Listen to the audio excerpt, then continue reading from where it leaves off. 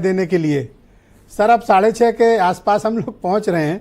बताइए उत्तर प्रदेश में आपने क्या महसूस किया और देश में क्या चला और क्या नहीं चला। देखिए विजय जी, मुझे तो साफ तौर पे एक चीज समझ में आ गई इस चुनाव को देखते हुए कि कास्ट फैक्टर तो हम लोग पिछली बार जब डिस्कशन में थे तब भी हमने कहा था कि जातिगत आधार पर मतदान खुलकर हुआ है। वहीं दूसरी चीज जो सबसे अहम इस बार देखने को मिला है कि जैसे 93 में याद करिए कि एक नारा ज्वाइंट लगा करता था, मिले मुलायम काशीराम हुआ मुल गए जय श्री राम, क्योंकि एक ऐसा गठबंधन हो गया था काशीराम और मुलायम सिंह यादव में कि उससे एक सिक्योरिटी आ गई थी जीतने की। और परिणाम ऐसा निकला कि भारतीय जनता पार्टी 91 का चुनाव जिस राम जन्मभूमि की लहर में आई थी वो शिकस्त खानी पड़ी। इस बार भी कांग्रेस का गठबंधन अखिलेश यादव के लिए, सपा के लिए एक गारंटी बना है माइनॉरिटी वोट का। कोई बिखराव नहीं हुआ। पहले क्या होता था, कहीं बसपा अच्छा लड़ रही है तो बसपा के साथ माइनॉरिटी चला जाता था, कहीं सपा के साथ चला जाता था। तो यादव और मुस्लिम जो एमवाई फैक्टर था वो कंप्लीट एक साथ एक जगह पर गिरा। दूसरी बात मैं इसमें अहम एक चीज और देखता हूं कि कैंडिडेट जिस तरह का सामने आया है, ठाकुर बिरादरी का कैंडिडेट आया है तो स्थानीय मतदाताओं ने अपनी जाति को भी तरजीह दी है। उसी तरीके से कहीं पे अगर संख्यावार मतदाता आया तो उसको तरजीह दी है, कहीं ब्राह्मण मतदाता आया है तो उसको तरजीह दी है। जैसे मैं एक उदाहरण के तौर पे कहूंगा, और इसका मूल्यांकन अभी जब आपका एग्जिट पोल आएगा, अभी आधे घंटे 15 मिनट बचे हुए हैं, तो आप इसका मूल्यांकन कर पाएंगे कि ब्राह्मण मतदाताओं ने खुल करके बलिया में सनातन पांडे को वोट किया है। ठीक उसी तरीके से ठाकुर मतदाताओं ने खुल करके देवरिया में अखिलेश प्रताप सिंह को वोट किया है। और वहीं बगल में कुशीनगर में ब्राह्मण मतदाता एकजुट होकर विजय दुबे के साथ गए हैं, तो सैंथवार मतदाता सपा के प्रत्याशी पिंटू सैंथवार के साथ आ गए हैं। तो परिस्थितियां इस बार एकदम एकजुट रही हैं कि काफी कांटे की लड़ाई है। पिछली बार आपने देखा होगा जीत का जो एक अंतर था, कोई 2 लाख से जीता, कोई 3 लाख से जीता, कोई 5 लाख से जीता। इस बार वो स्थिति कम से कम आज जो भी मतदान हुआ है उसके बारे में तो स्पष्ट जान जाइए कि बहुत ही क्लोज फाइट है। आपका कहने का तात्पर्य कि सीटवार लड़ाई हुई है, सीटवार और प्रत्याशीवार लड़ाई हुई है।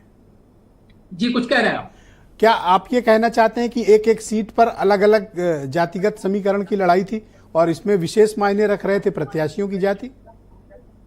मैं एकदम इस बात पे एग्री कर रहा हूं कि जहां पे जिस तरह का कैंडिडेट का स्वभाव रहा है, जिस कास्ट को उसने एड्रेस किया है, उसके साथ उस कम्युनिटी का वोट गया है। और ये कोई नई परंपरा नहीं है। आप तो पुराने जर्नलिस्ट हैं ब्रजेश जी, आपको अगर याद होगा तो हम कसियां विधानसभा एक पड़ती है कुशीनगर जनपद, जो लोकसभा उसका हिस्सा है। एक समय में ब्रह्माशंकर त्रिपाठी और सुरताप शाही जो अभी तत्कालीन कृषि मंत्री आमने सामने हुआ करते थे। लेकिन उस मामले में होता क्या था कि ब्राह्मण मतदाता ब्रह्माशंकर के साथ जाते थे। वो कभी ये नहीं सोचते थे कि भारतीय जनता पार्टी के पास अगला समाज का वोट है तो हमको इनको देना हो, ये तो गोली चलवा के मुलायम सिंह की पार्टी से आए, इनको वोट नहीं देना है। इस बार भी आप ये बात मान के चलिए कि कैंडिडेट जो निष्क्रिय रहे अपने क्षेत्र में, उसका खामियाजा भारतीय जनता पार्टी को भुगतना पड़ रहा है। और दूसरी सबसे बड़ी इज्जत अगर बचनी है अगर भाजपा की, एक ही आधार है, वो है नारी शक्ति। चौराहे पे बोलने वाले लोगों के हिसाब से समझेंगे तो इस समय 25 सीटों का नुकसान है भारतीय जनता पार्टी को उत्तर प्रदेश में कम से कम। लेकिन घर के किचन की अगर बात देखेंगे तो महिलाओं ने इस लड़ाई को रोचक बनाया है। महिलाओं ने ज्यादातर संख्या में, सर हम लोग 2 दिन से ये इस मसले पर डिबेट कर रहे हैं कि महिलाओं का जो वोटिंग पैटर्न है उत्तर प्रदेश में वो मर्दों के वोटिंग पैटर्न से अलग है। आपका ये कहने का मतलब है कि महिलाओं में बीजेपी की लोकप्रियता और वोट अधिक हुए हैं मर्दों के मुकाबले? जाहिर सी बात है कि जो चीजें सामने आती हैं विजय जी, आपने देखा होगा कि अगर महिलाओं को कुछ आप देते हैं तो उसको सहेज के रखती हैं, पुरुष उसको उड़ा देता है।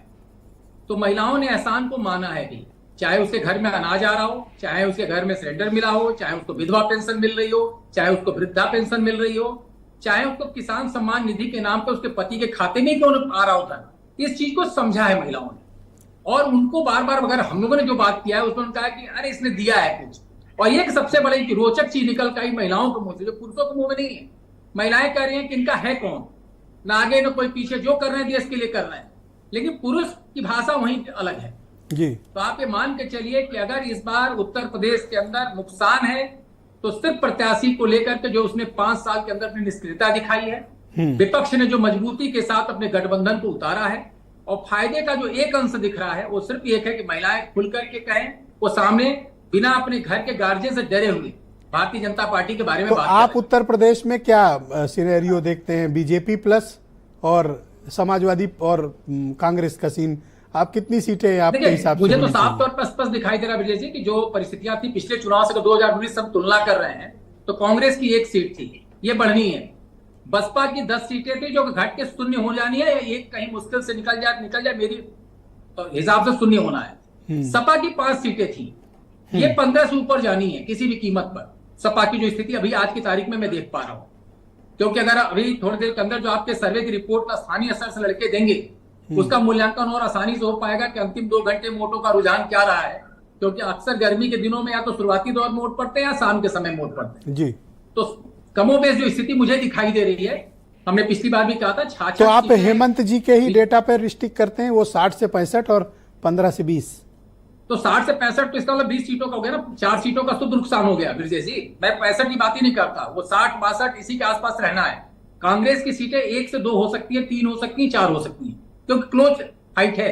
चाहे प्रयागराज की बात करें, चाहे बाराबंकी तो की फिर बात करें, बीजेपी चाहे को ज्यादा रायबरेली की नुकसान बात तो करें, नहीं चाहे है, अमेठी क्योंकि की बात लास्ट करें। टैली उनकी इतना आसान 64 की नहीं है। थी, उनको अधिक नुकसान नहीं है। जी विजय जी कुछ कहना चाह रहे हैं? लेकिन बीजेपी को शायद ज्यादा नुकसान नहीं है, क्योंकि अगर 60-62 आप बता रहे हैं तो डेटा तो उतना ही है आसपास, उसी के आसपास।